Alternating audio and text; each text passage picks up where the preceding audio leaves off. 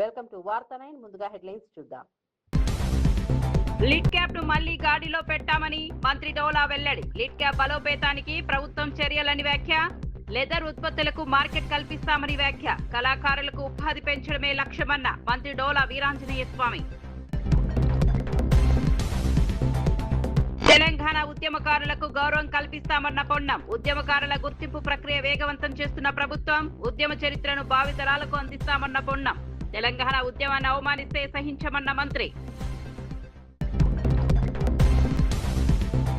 కృష్ణారావణ్ అరెస్టుపై కూటమిని విమర్శించిన కొడాలి నాని. ప్రభుత్వాన్ని ప్రశ్నిస్తే జైలుకు పంపుతున్నారన్న కొడాలి నాని. రావణ్ పై టీడీపీ ఎప్పుడూ చర్యలు తీసుకోలేదని వ్యాఖ్య. ప్రజల గొంతు నొక్కే ప్రయత్నం చేస్తున్నారని ఆరోపణ.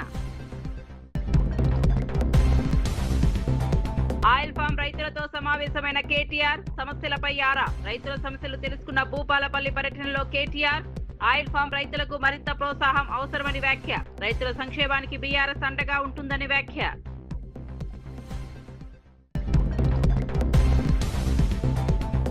లోకేష్ కొరియా పర్యటనపై వైసీపీ ప్రచారాన్ని ఖండించిన రాకేష్. ఏపీకి పెట్టుబడులే లోకేష్ పర్యటన ప్రధాన లక్ష్యమన్న టీడీపీ. అభివృద్ధిపై అసత్య ప్రచారం మానుకోవాలని పిలుపు. లోకేష్ పర్యటన రాష్ట్ర భవిష్యత్తుకు కీలకమని వ్యాఖ్య.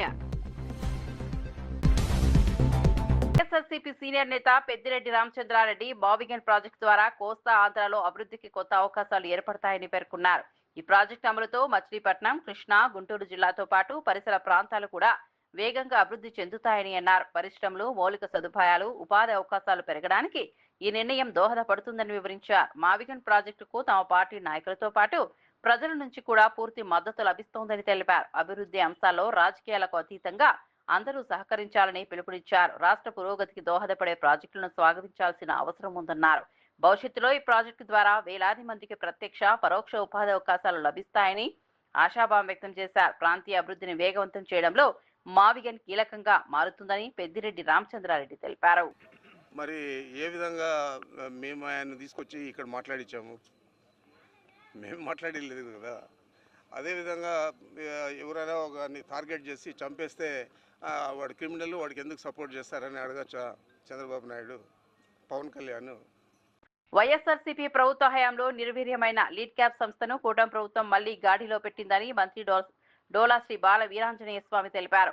అమరావతి సచివాలయంలో మంత్రి సవిత, లిడ్ క్యాప్ చైర్మన్ పిల్లి మాణిక్యారావుతో కలిసి లిడ్ క్యాప్ లెదర్ షోరూమ్ ను ప్రారంభించిన అనంతరం ఆయన మాట్లాడారు. గత ప్రభుత్వంలో సంస్థ భూములు కోల్పోయే పరిస్థితి ఏర్పడిందని, కూటమి ప్రభుత్వం వాటిని పరిరక్షించిందని పేర్కొన్నారు. లెదర్ ఉత్పత్తులకు మార్కెట్ కల్పించి సంస్థను లాభాల బాట పట్టించే చర్యలు చేపడుతున్నామని చెప్పారు. ప్రారంభోత్సవం సందర్భంగా మంత్రి డోలా స్వామి లెదర్ చెప్పులు, బెల్ట్ కొనుగోలు చేయగా మంత్రి సవిత లెదర్ బ్యాగ్స్, పర్స్ కొనుగోలు చేసి స్థానిక ఉత్పత్తులను ప్రోత్సహించారు. లిడ్ క్యాప్ ను మరింత బలోపేతం చేసి కళాకారులు, కార్మికులకు ఉపాధి అవకాశాలు పెంచడమే ప్రభుత్వ లక్ష్యమని మంత్రి డోలా శ్రీ బాల వీరాంజనేయ స్వామి స్పష్టం చేశారు. సందర్శకులు కావచ్చు, ఉద్యోగులకు కావచ్చు, మనం 10% డిస్కౌంట్ తోటి లెదర్ ఐటమ్స్ దగ్గర మనం సేల్స్ పెడుతున్నాం. ఈ విధంగా చొరవ తీసుకున్నది మా లిడ్ క్యాప్ చైర్మన్ మాణిక్యాలరావు. పూర్తి సహాయ సహకారాల్లో మా సెక్రటరీ నాయక్ గారు, ఎండి ప్రసన్న వెంకటేష్ గారు, సిబ్బందిని నేను మనస్ఫూర్తిగా అభినందిస్తా ఉన్నాను. ప్రజలు కూడా ఇక్కడ వచ్చిన తర్వాత దీని సేవల్ని సద్వినియోగపరచుకోవాలని కోరుకుంటూ, మేము వచ్చేసరికి లిడ్ క్యాప్ అనేది పూర్తి స్థాయిలో అచేతనంగా ఉన్నటువంటి పరిస్థితి. సిబ్బంది నియామకం చేసుకొని పూర్తి స్థాయిలో ఫంక్షన్ తీసుకుని రావడం జరిగింది. మనం జీకొండూరు, అదేవిధంగా ఎడవల్లి, ప్రకాశం డిస్ట్రిక్ట్స్లో కూడా షూ మ్యానుఫ్యాక్చరింగ్ యూనిట్స్ని పూర్తి చేసుకోబోతున్నాం. తొందరలోనే, కొద్ది నెలల్లోనే ప్రారంభోత్సవం చేసుకోబోతున్నాం. ఈ విధంగా తీసుకురావడంలో కృషి చేసినటువంటి మా అధికారులని, అదేవిధంగా మా చైర్మన్ని, సిబ్బందిని నేను మనస్ఫూర్తిగా అభినందిస్తున్నాను. దీన్ని సద్వినియోగం కోరుకుంటూ సెలవు తీసుకుంటాను. Thank you. తెలంగాణ రాష్ట్ర సాధన కోసం పోరాడిన ప్రతి ఉద్యమకారుడికి తగిన గుర్తింపు, గౌరవం కల్పించేందుకు ప్రభుత్వం కట్టుబడి ఉందని మంత్రి పొన్నం ప్రభాకర్ తెలిపారు. తెలంగాణ ఉద్యమకారుల గుర్తింపు ప్రక్రియలో భాగంగా అమరవీరుల జ్యోతి ప్రాంగణంలో ప్రత్యేక కమిటీ వరుస సమావేశాలు నిర్వహిస్తోందని చెప్పారు. ఇప్పటికే ఉస్మానియా యూనివర్సిటీ విద్యార్థి జేఏసీ ప్రతినిధులతో సమావేశమైన కమిటీ తాజాగా కాకతీయ యూనివర్సిటీ విద్యార్థి జేఏసీ సభ్యులతో కూడా చర్చలు జరిపిందని వెల్లడించారు. ఉద్యమంలో పాల్గొన్న ప్రతి ఒక్కరి వివరాలను సమగ్రంగా పరిశీలించి తగిన గౌరవం అందించేలా ప్రభుత్వం చర్యలు తీసుకుంటోందన్నారు. తెలంగాణ రాష్ట్ర ఆవిర్భావ పోరాటాన్ని అవమానించేలా ఎవరైనా వ్యాఖ్యలు చేస్తే ప్రభుత్వం సహించదని స్పష్టం చేశారు. ఉద్యమ చరిత్రను భావితరాలకు అందించడంతో పాటు ఉద్యమకారుల సేవను చిరస్థాయిగా నిలిపే కార్యక్రమాలు చేపడతామని మంత్రి పొన్నం ప్రభాకర్ తెలిపారు. వాళ్ళ పట్ల తెలంగాణ ఉద్యమకారులందరూ మూకుమ్మడిగా ఉండాలని కోరుతా ఉన్నాం. ఎందుకంటే తెలంగాణ ఏర్పాటు మనందరి ఆత్మగౌరవం. ఇవాళ ఏ గౌరవం గుర్తింపు కోసం కొట్లాడుతారో దాన్ని ఒకడు అంటుండు తలుపులు బంద్ చేసుకొని చేసిరంటుడు, ఒకడు పాకిస్తాన్ ఇండియాతో పోలుస్తా ఉన్నాడు, ఇంకోటి అంటా ఉండు ఏదో మేము పెద్ద పాకిస్తాన్. ఎవ్వరు ఇది మా జాగిరే, తెలంగాణ ఉద్యమకారుల జాగిరే, తెలంగాణ ప్రజల జాగిరే. అవసరంగా తెలంగాణ అంశాన్ని అనేక మంది అమరులైనటువంటి వాళ్ళని అగౌరవపరిచే రెచ్చగొట్టే వ్యాఖ్యలు కూడా చేయొద్దని సందర్భంగా కోరుతారు. పోరాటంలో భాగస్వాములుగా తెలంగాణను ఎవ్వరన్నా ఊరుకోం. అది భారతీయ జనతా పార్టీ అధికారం ఉండొచ్చు, లేకపోతే ఇంకోరన్నా కావచ్చు అనే మాట సీరియస్ గా చెప్తా ఉన్నాం.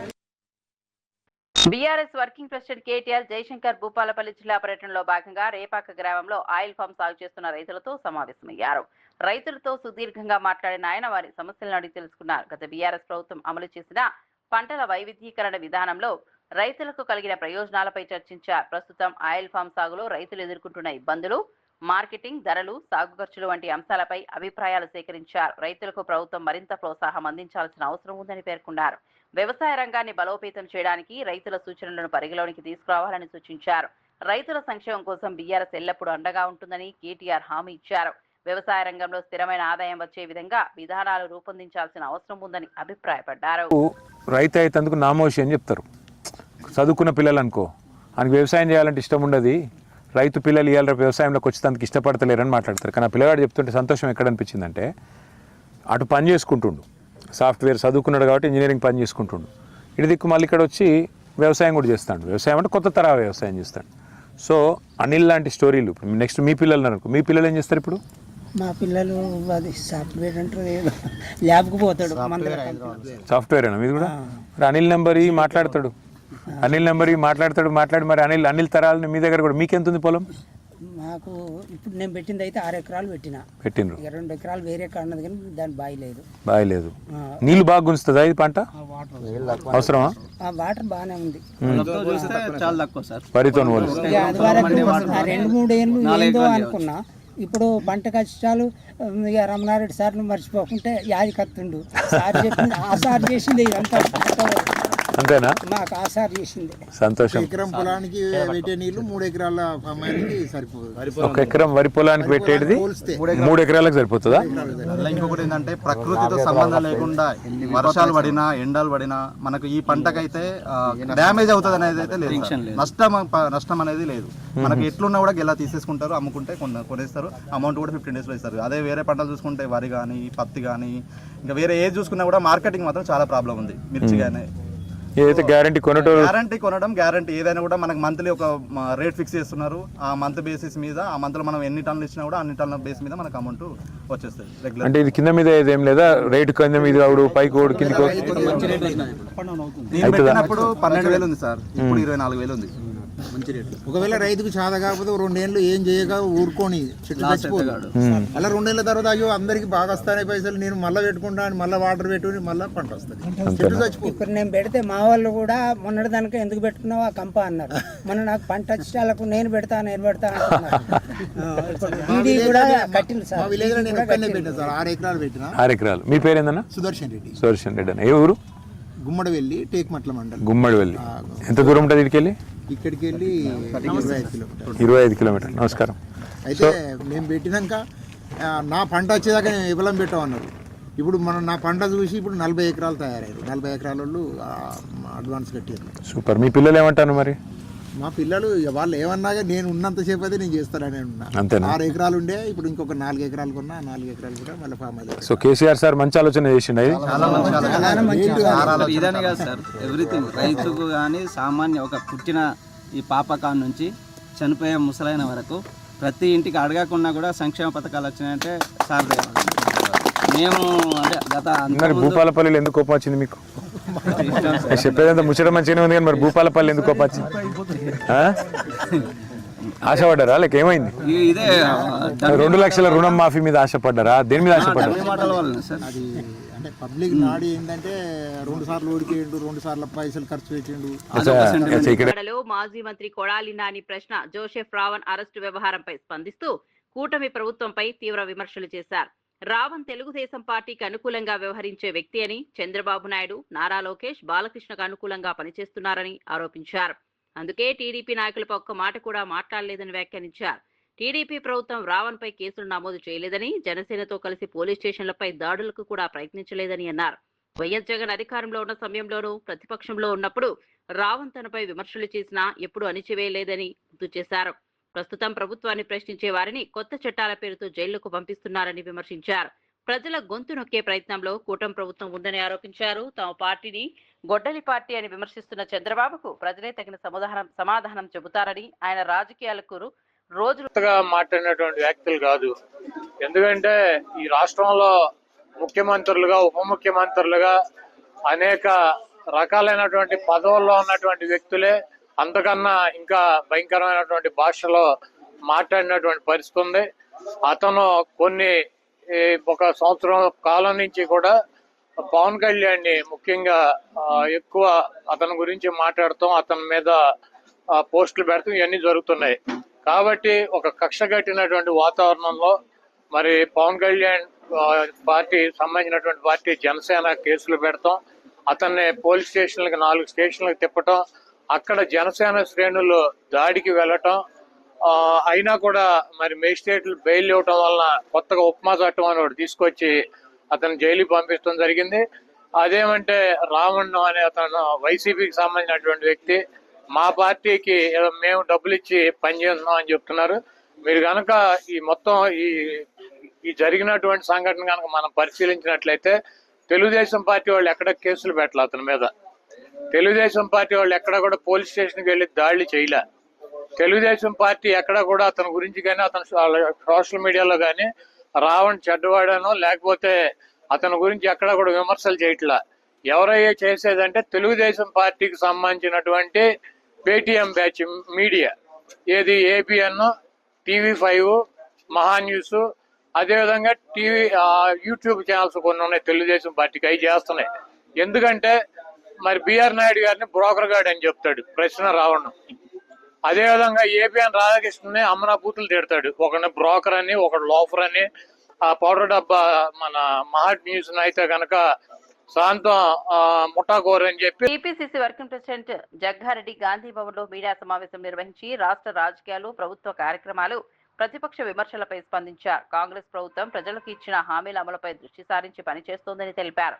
సంక్షేమం, అభివృద్ధి కార్యక్రమాలను సమాంతరంగా ముందుకు తీసుకెళ్తూ ప్రజల విశ్వాసాన్ని నిలబెట్టుకుంటున్నామని చెప్పారు. ప్రతిపక్ష పార్టీలు వాస్తవాలను పక్కన పెట్టి తప్పుడు ప్రచారం చేస్తున్నాయని విమర్శించారు. ప్రజల సమస్యలను పరిష్కరించడమే ప్రభుత్వ ప్రధాన లక్ష్యమని, ప్రతి శాఖ సమన్వయంతో పనిచేస్తోందని పేర్కొన్నారు. రాష్ట్ర అభివృద్ధికి అడ్డంకులు సృష్టించే రాజకీయాలకు ప్రజలు తగిన సమాధానం చెబుతారని అన్నారు. కాంగ్రెస్ ప్రభుత్వం పారదర్శక పాలనకు కట్టుబడి ఉందని, ప్రజల ఆకాంక్షలకు అనుగుణంగా నిర్ణయాలు తీసుకుంటోందని జగ్గారెడ్డి స్పష్టం చేశారు. అసలు నిన్ను ఇరిగేషన్ మినిస్టర్గా కేసీఆర్ ఎందుకు తొలగించడం జరిగింది?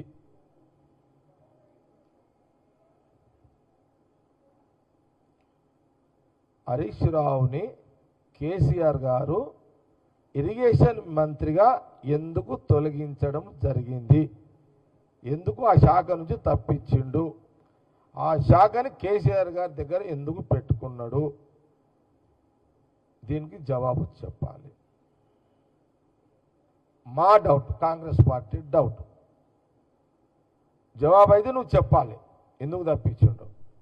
మా డౌట్, నువ్వు కాళేశ్వరం ప్రాజెక్టుకు సంబంధించిన అక్కడ తప్పులు చేసినవని గ్రహించి, అక్కడ మిస్టేక్ అంటే తప్పులు జరిగినాయి, కాళేశ్వరం మేడిగడ్డకు సంబంధించిన ఆ మంత్రిగా హరీష్ రావు అక్కడ తప్పులు చేసిండు కాబట్టే హరీష్ రావుని కేసీఆర్ తొలగించి ఆ శాఖను అక్కడ పెట్టుకొని దాన్ని తీర్చిదిద్దే అంటే ఆ తప్పుని సరిదిద్దుకునే ఒక ప్రక్రియ అప్పుడు ఆయన శాఖ ఆయన దగ్గర పెట్టుకొని మొదలుపెట్టినట్టుగా కాంగ్రెస్ పార్టీ స్పష్టంగా తెలియజేస్తుంది.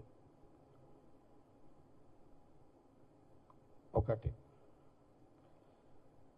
ఇప్పుడు 3 ఏళ్ళ మీ గవర్నమెంట్ అయిపోయి తెలంగాణ ప్రజలు రాహుల్ గాంధీ గారి యొక్క నాయకత్వంలో మరి మాకు కాంగ్రెస్ వచ్చింది. ముఖ్యమంత్రి గారు రేవంత్ రెడ్డి గారు, శాఖ మినిస్టర్ ఉత్తమ్ రెడ్డి గారు. డ్యామ్ సేఫ్టీ అథారిటీ ఏం చెప్పింది? డ్యామ్ సేఫ్టీ అథారిటీ అంటే అది కాంగ్రెస్ గవర్నమెంట్కి సంబంధించినది కాదు కదా, సెంట్రల్. డ్యామ్ సేఫ్టీ అథారిటీ ఏం చెప్పింది, మేడిగడ్డ కూలిపోయిన తర్వాత ఈ ప్రభుత్వానికి, ముఖ్యమంత్రి గారికి, శాఖ మినిస్టర్కి, అధికారులకు ఇచ్చిన సూచన ఏంది, మీరు అక్కడ నీళ్లు నిల్వ ఉంచకండి. నీళ్లు నిల్వ ఉంచితే ఆ డ్యాము కొట్టుకపోతుంది. దానివల్ల కొట్టుకపోవడం వల్ల ఖమ్మం మొత్తం కొట్టుకపోతుంది, భద్రాచలం ఖమ్మం కొట్టుకపోతుంది, ఒక జిల్లా కొట్టుకపోతుంది.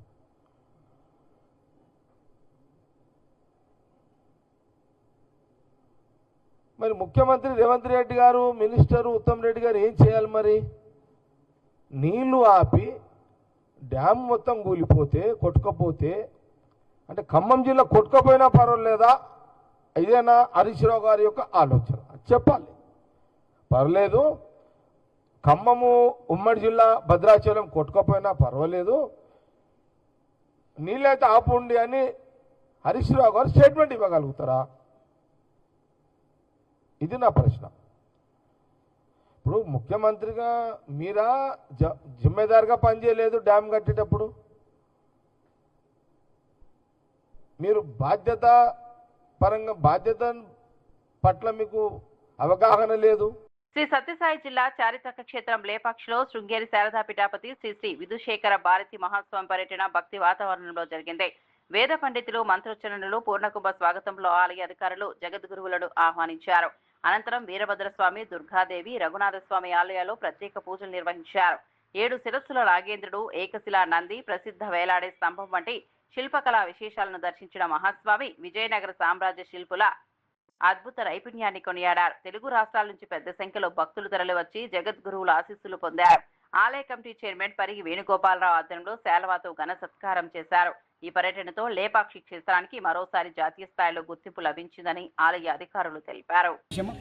శివాయ విష్ణు రూపాయ శివరూపాయ విష్ణువే, శివహృదయం విష్ణు, విష్ణు హృదయం శివుడు, శివ అని అంటే శివుడు విష్ణుడు ఒక్కడే అని భావించి శివుని స్థానంలో విష్ణువుని, విష్ణుని స్థానంలో శివుని, ఆ అగస్త్యముని స్థాపించిన ప్రదేశము, రాముడు లేపక్షి అని పిలిచిన ప్రదేశము, రాముడు హనుమంతుడు అగస్త్యముని శివుని ప్రతిష్ఠించిన ప్రదేశము, ఆ సీతామహాతల్లి పాదం ఉన్న ప్రదేశము. ఇటువంటి ప్రదేశంలో మన జగద్గురువులు రావడము, మనము ఇందాకే శేఖర స్వామి చెప్పినట్టు బాధ్యతలు స్వీకరించిన వెంటనే వెళ్ళి మనము మనవి చేసుకోవడము, గురువుగారు రావడము చాలా అదృష్టంగా భావిస్తున్నాను.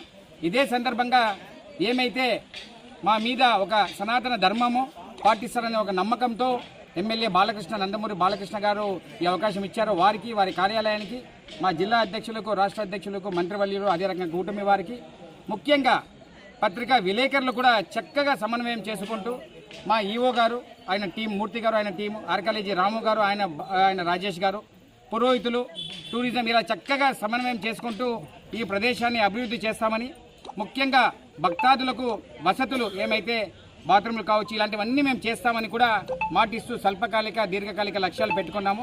దాన్ని మేము సాధించే దిశగా కృషి చేస్తామని ఈ మహత్తర కార్యక్రమంలో జిల్లాలోనే లేపాక్షి ప్రసిద్ధిగాంచింది. ప్రతి ఒక్కరిది గుడి బడి ఎవరు సొంతం కాదు. కమిటీ అధ్యక్షులుగా వస్తాము, వెళ్తాము చైర్మన్గా. కానీ మీరందరూ కూడా పత్రికా విలేకరులు, ప్రజలు అందరూ కూడా సహకరించి ఏమైతే మా కూటమిలో ఈ స్థలాన్ని అభివృద్ధి చేయాలని ఈవెన్ కేంద్ర ప్రభుత్వంలో కూడా, రాష్ట్ర ప్రభుత్వంలో కూడా ఒక కంకణం కట్టుకున్నారు. నందమూరి బాలకృష్ణ గారి ఆధ్వర్యంలో, మా జిల్లా అధ్యక్షుల ఆధ్వర్యంలో మేము కృషి చేస్తామని ఈ అవకాశం ఇచ్చిన గురువు గారికి మరొకసారి ఆయన పాద చరణములకు వందనములు తెలియజేస్తూ నా పూర్వజన్మ సుకృతంగా భావిస్తూ నేను సెలవు తీసుకుంటున్నాను. ధన్యవాదములు. రాష్ట్ర మంత్రి తుమ్మల నాగేశ్వరరావు కోనసీమ జిల్లా ప్రసిద్ధ మందపల్లి శనేశ్వర స్వామి ఆలయాన్ని సందర్శించి ప్రత్యేక పూజలు నిర్వహించారు. ఆలయంలో తైలాభిషేకం నిర్వహించిన అనంతరం స్వామివారి ఆశీస్సులు పొందారు. ఈ సందర్భంగా తెలుగు రాష్ట్రాల ప్రజలు సుఖశాంతులతో సుభిక్షంగా ఉండాలని శనేశ్వర స్వామిని ప్రార్థించినట్లు తెలిపారు. ఆలయ అర్చకులు వేద ఆశీర్వచనాలతో మంత్రికి ఆశీర్వాదాలు అందించారు. దర్శనం అనంతరం ఆలయ విశిష్టత, ఆధ్యాత్మిక ప్రాధాన్యంపై వివరాలు అడిగి తెలుసుకున్నారు. భక్తులతో కలిసి స్వామివారిని దర్శించుకుని కొంతసేపు ఆలయ ప్రాంగణంలో గడిపారు.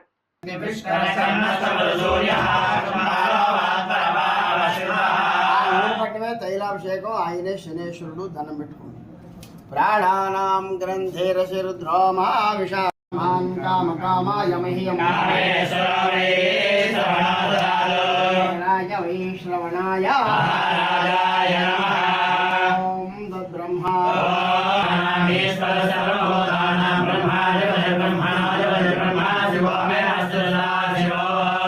दिव्य मंत्र पुष्पं समर्पयामि अस्य यजमानस्य संकल्प सिद्धिरस्तु समस्त शनिग्रह दोष पीड़ा परिहारो अस्तु आयु आरोग्य ऐश्वर्य अभिवृद्धिरस्तु राजद्वारे राजमुखे सर्वदा दिग्विजयमस्तु अपराधा सहस्राणि क्रियन्ते हर्निशं मया दासोया मिति मामत्वा क्षम మాజీ ముఖ్యమంత్రి డాక్టర్ వైఎస్ రాజశేఖర రెడ్డి జయంతి సందర్భంగా మాజీ మంత్రి కురసాల కన్నబాబు ఘన నివాళులు అర్పించారు.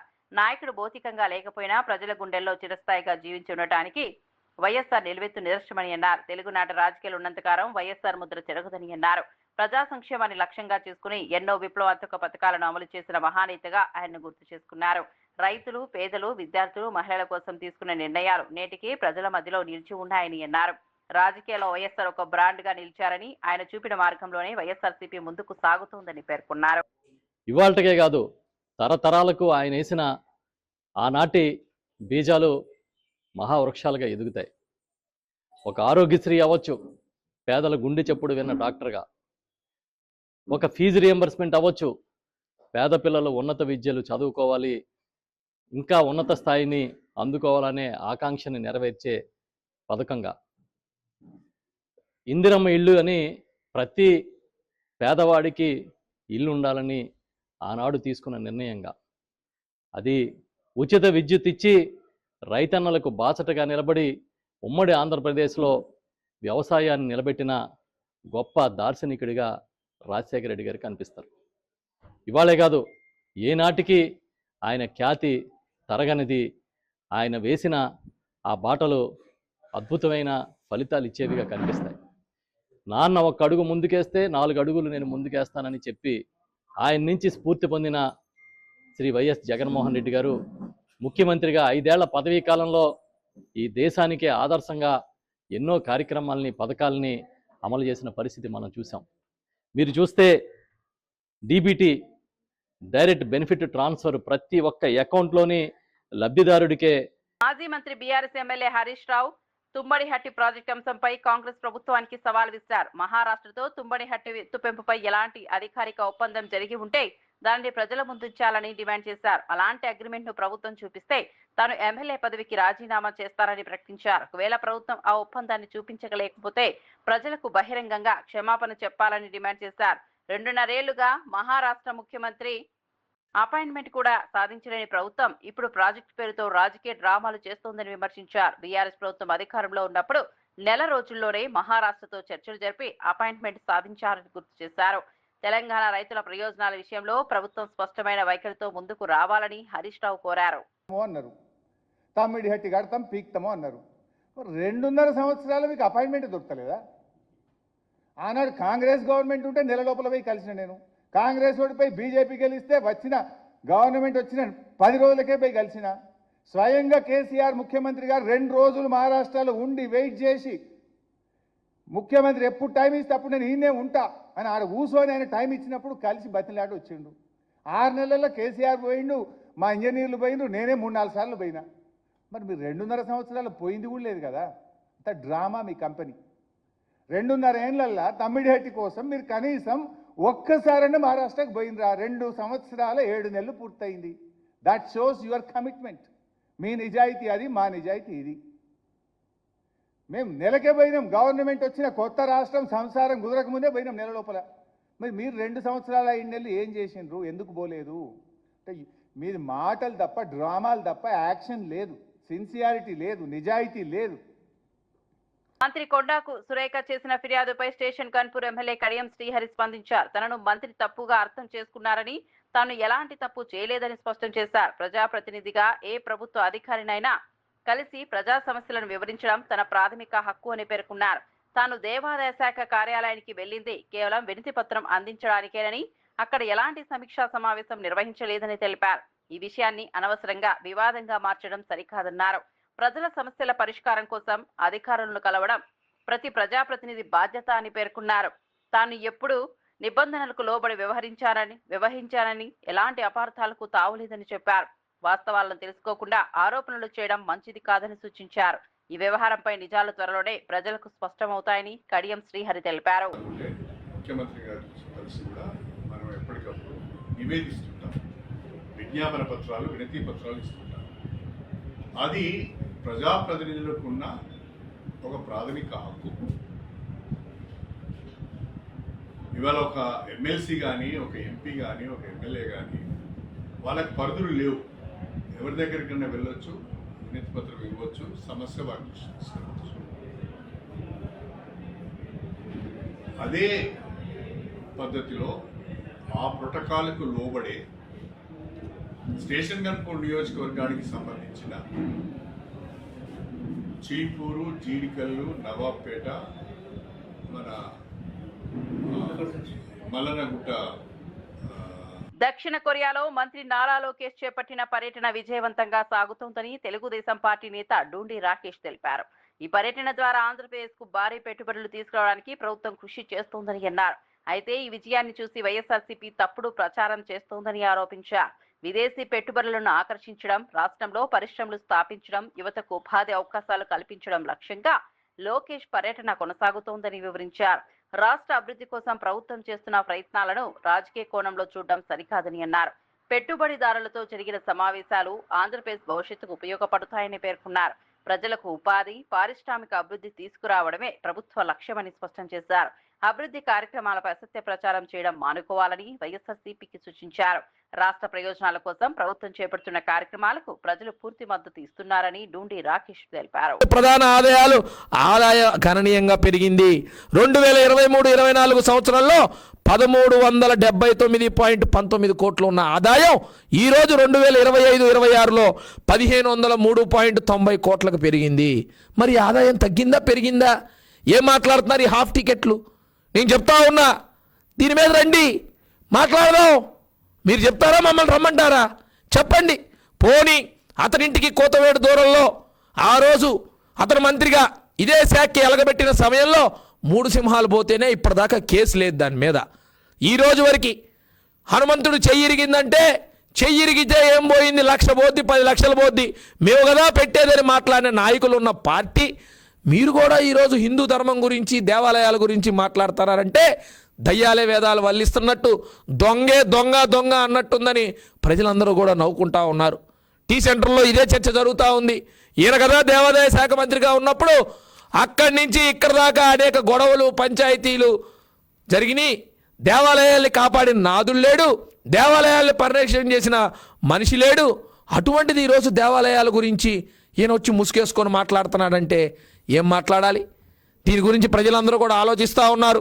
మరి ఈరోజు నేను మళ్ళీ కూడా చెప్తా ఉన్నా, ఒక్క దేవాలయం నువ్వు తీసుకో, నీ ఇంటికి కోతవేటు దూరంలో ఉన్న దుర్గామల్లేశ్వర స్వామి దేవాలయం తీసుకోండి. అద్భుతంగా ఎంత ప్రక్షాళన చేయటం జరుగుతూ ఉంది, ఏ విధంగా దర్శనాలు జరుగుతూ ఉన్నాయి, ప్రతి ఒక్క భక్తుడు ఏ విధంగా ఆనందం వ్యక్తం చేస్తూ ఉన్నారు. వెళ్ళి అడుగు, క్యూ లైన్ దగ్గర నిలబడు, పబ్లిక్ ఎలా ఉన్నారు, ఎలా జరుగుతుందని చెప్పి తెలుసుకో, నీకు తెలుస్తుంది.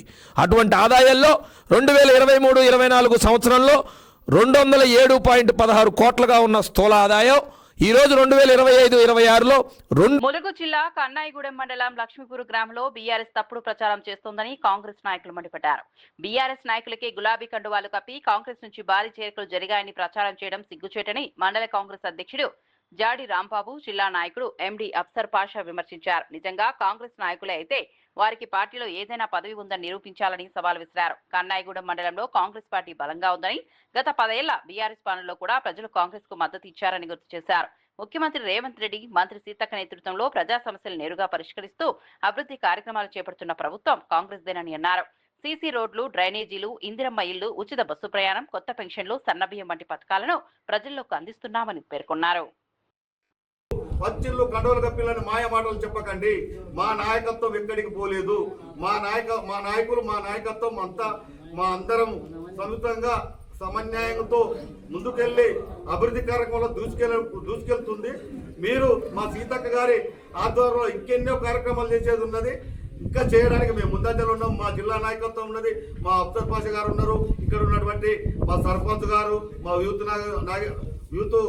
నాయకులు నాగేష్ గారు, మా గ్రామ బోర్డు అధ్యక్షులు బోట నాగేష్ గారు, మా మైనార్టీ అధ్యక్షులు యాకూబ్ గారు, మా శ్రీధర్ గారు, ఇట్లా చెప్పుకుంటూ పోతే నరసింహరావు అన్న గారు, గుణారన్న గారు, ఇలా మా సర్పంచ్ గారు రోజా గారు చాలా చురుగ్గా పనిచేసుకుంటూ ఎప్పటికప్పుడు ప్రజలకు అందుబాటులో ఉండి ప్రతి నెలకు కనీసం మీరు మీ పరిపాలనలో గ్రామ సభ పెట్టిన సందర్భం లేదు.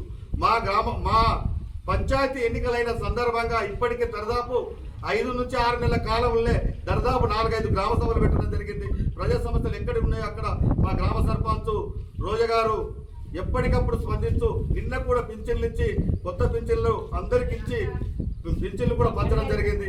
ఇలా చెప్పుకోవడం పోతే మా లిడ్ క్యాప్ ను మళ్లీ గాడిలో పెట్టామని మంత్రి డోలా వెల్లడి. లిడ్ క్యాప్ బలోపేతానికి ప్రభుత్వం చర్యలని వ్యాఖ్య. లెదర్ ఉత్పత్తులకు మార్కెట్ కల్పిస్తామని వ్యాఖ్య. కళాకారులకు ఉపాధి పెంచడమే లక్ష్యమన్న మంత్రి డోలా వీరాంజనేయ స్వామి. తెలంగాణ ఉద్యమకారులకు గౌరవం కల్పిస్తామన్న పొన్నం. ఉద్యమకారుల గుర్తింపు ప్రక్రియ వేగవంతం చేస్తున్న ప్రభుత్వం. ఉద్యమ చరిత్రను భావితరాలకు అందిస్తామన్న పొన్నం. తెలంగాణ ఉద్యమాన్ని అవమానిస్తే సహించమన్న మంత్రి. ప్రశ్నారావణ్ అరెస్టుపై కూటమిని విమర్శించిన కొడాలి నాని. ప్రభుత్వాన్ని ప్రశ్నిస్తే జైలుకు పంపుతున్నారన్న కొడాలి నాని. రావణ్ పై టీడీపీ ఎప్పుడూ చర్యలు తీసుకోలేదని వ్యాఖ్య.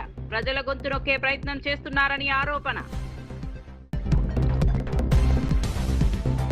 ఆయిల్ ఫామ్ రైతులతో సమావేశమైన కేటీఆర్. సమస్యలపై ఆరా. రైతుల సమస్యలు తెలుసుకున్న భూపాలపల్లి పర్యటనలో కేటీఆర్. ఆయిల్ ఫామ్ రైతులకు మరింత ప్రోత్సాహం అవసరమని వ్యాఖ్య. రైతుల సంక్షేమానికి బీఆర్ఎస్ అండగా ఉంటుందని వ్యాఖ్య.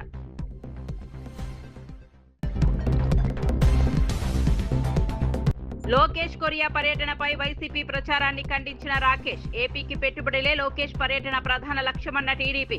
అభివృద్ధిపై అసత్య ప్రచారం మానుకోవాలని పిలుపు. లోకేష్ పర్యటన రాష్ట్ర భవిష్యత్తుకు కీలకమని వ్యాఖ్య. మరిన్ని అప్డేట్స్ కోసం చూస్తూనే ఉండండి.